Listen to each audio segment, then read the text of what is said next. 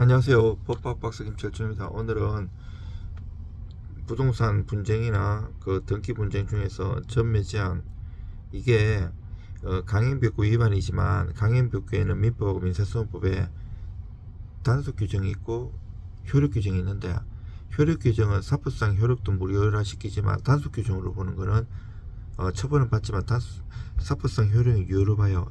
최근까지 대법원 판례가 그 단속 규정으로 봐서 전매해도 약간의 처벌 벌금을 받지만 차익은 막 몇억 수십억 버는 사람인데 사법상 효력이 유효하고 돈은 버는 구조에 있는데, 지금 하급심 같은데 광주지방법원 같은데 보면 이거 이래 하면 안 된다 정의를 위해서 사법상 효력도 유효한 효력 규정을 보자는 것도 있어요. 일단 대법원 판례에 따라서 사례를 한번 대법원 판례를 재구성해 봤어요. A는 한국토지주택공사가 공급하는 아파트의 청약 신청이 당첨되어 아파트 공급 계약을 체결하였다. 위 아파트는 주택법령에 의해 입주자로 당첨된 날로부터 위 아파트의 소유권 이전 등기를 신청할 수 있는 날, 사업주체가 입주 예정자에게 통보한 당해 주택의 입주 가능일 이후 60일까지 전매가 제한된다. A는 전매 제한 기간 내에 B에게 아파트 수분양자 지위를 전매하였다. 위의 아파트 공급 계약서에는 기타 주택부 위반 행위를 약정 해제 사유로 정하고 있다. 해제가 이제 법정 해제, 약정 해제, 뭐 일방 해제, 쌍방의 여러 가지 개념과 스탠다드에 따라 다른데 그것도 제가 강의를 해놨습니다.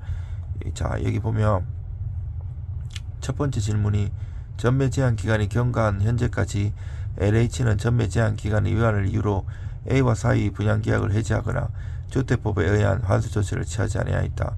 이때 B는 A와 또는 A를 대의하여 LH를 상대로 위 아파트에 관한 소유권 이전 등기 절차를 구할 수 있는가? 가능합니다. 전매 제한 규정은 강행 규정에 해당했지만 효력 규정이 아니고 단속 규정으로 보기 때문입니다. 다만 최근 하급심에서 효력 규정으로 봐서 사법성 계약도 무효라는 판결도 나오고 있습니다. 전매 제한 규정의 법적 성질, 강행 규정에 해당하나 그 위반의 효과를 곧바로 사법성 무효로 연결시키는 효력 규정이 아니라 단속 규정으로 봅니다. 대법원 판례가 전매 제한 기간 경과와 LH 조치 부존재, A의 수분양자 지위는 그대로 존속하고 B의 수분양자 지위 양수도 효력 역시 유지됩니다. 자, 2번 두 번째 질문은요. LH는 전매 제한 기간이 경과한 뒤에도 주택법에 정한 주택 환수 조치를 할 수 있는가? 있다면 그 방법은 이것도 가능합니다. 환수 조치는 전매 제한 기간 경과 여부와 무관하며 LH는 환수 대금을 먼저 지급하는 선의행해야 됩니다. 돈 먼저 줘야 됩니다. 통해서 입주자 지위를 합니다. 선의행이냐 동시이냐에 따라서 법이 달라집니다. 우리가 이제 계약 해지할 때 매매 대금, 이게 중도금이냐 잔금이냐에 따라 달라요. 중도금은 선의행해야 되지만 잔금은 동시행이기 때문에 거기에 따라서 이행제목을 어느 정도까지 해야 되는지, 서류는 어느 정도 준비해야 되는지에 따라 달라요. 제가 계약 해제 파트에서 다 강의 올려놨어요. 그리고 세 번째 질문이 LH는 주택법 전매 제한 위반을 이유로 A에 대해 아파트 분양 계약을 해제할 수 있는가? 이것도 가능합니다. 공급 계약서에 기타 주택법 위반 행위를 해제 사유로 정하고 있으므로 LH는 이를 근거로 약정 해제를 할 수 있습니다. 약정, 아까 그 질문에 보면 약정 해제 사유를 정하고 있다고 했잖아요. 약정 해제 사유의 존재, 분양계약서의 주택법 위반을 해제 사유로 명시한 이상 이는 법정 해제와는 별도의 독립한 약정 해제 사유가 됩니다. 전매 제한 위반의 성질, 명백한 주택법 위반 행위로서 공급 질서를 침해하는 중대한 계약 위반에 해당한다. 해제의 효과, A의 분양 입주자 지위는 소급하여 소멸합니다. 다만 B 등 제3자에 대한 효력은 민법 548조 단서에 따라 별도로 판단해야 합니다. 네 번째 질문은 A가 소유권 이전 등기를 마친 뒤 B의 등기 이전 요구에 대하여 전매 약정은 불법으로 무효라고 주장하는 경우 B는 권리구제를 받을 수 있는가? 가능합니다. 전매 약정은 사법상 유효하며 전매 제한 기간 경과 후 A가 무효를 주장하는 것은 신의칙 및 건반언에 반합니다.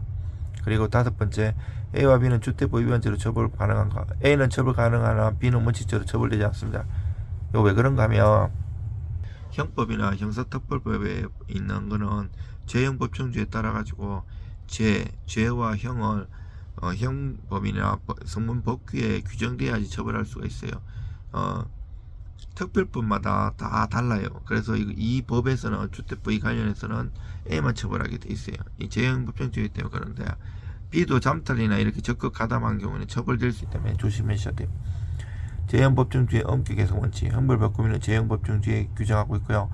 전매행위를 한 A는 처벌 대상이 되나 양수인에 불과한 B는 물형상 전매한지에 해당하지 않으므로 처벌되지 않지만 다만 입주자 저축증서 이게 통장이잖아요. 매매 등 별도의 구성용이 충족되는 경우는 양수인도 처벌될 수 있어요. 그리고 내가 저기 자료나 이런 거 보면 전매 제한의 문제라든지 주택법 제가 그 30분 강의 안에 다 들어있어요. 복등기 이게 실무에서 하는 건데 우리가 그 중복등기하고 달라요. 중복등기는 선등기 유효, 후등기 폐지인데 이 그거하고 달라요. 같이 동시에 들어간 거고 처벌된다는 규정 많이 있어요. 여러분들 돈은 합법적으로 정당히 벌어야지 범죄를 통해서 하면 반드시 처벌되게 돼 있습니다. 좋은 하루 되십시오.